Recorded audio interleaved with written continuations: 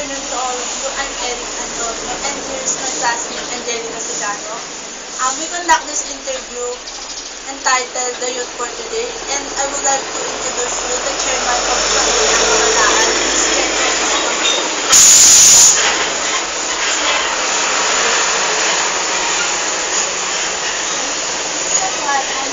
What are those common problems that you encounter? I think in our side, that I see the common problem that I encounter in our youth is the alcohol, smoking, drugs, and what we call computer games. Not only in our barangay but in the entire nation. Yeah, I think so.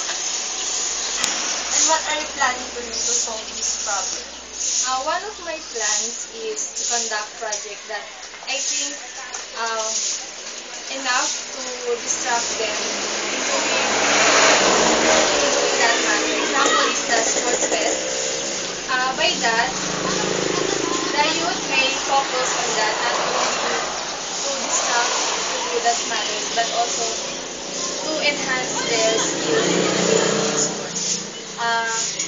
Next is the anti-drug campaign, which is the best thing, the best way to avoid youth to in using drugs. Can sustain the youth for them to a particular problem? Well, I think so because I can see that the youth participate in our project or activity, and I can see them enjoying together with us. So I can say that they can avoid those problems that I said later. And as a chairman of Sangguniang Kabataan, do you satisfied with the result of your plan? Well, for now, not really.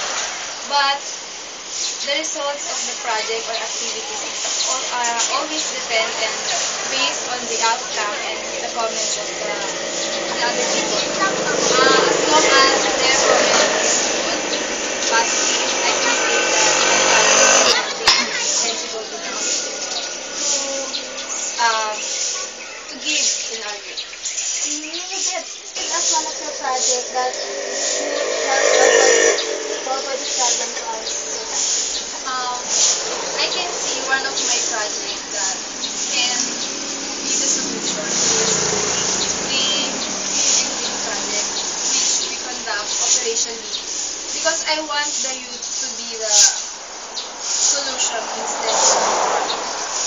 Well, sometimes do you feel that the youth has no chance of being involved? Of course not. As a leader, but I have no right to think that way because like what Jose Rizal said, ang kabataan ay pag-asa ng bayan, right? So, in the next generation, how can I think that the youth has no chance if they will be our next generation? So, that's it. Thank you so much. Thank you po.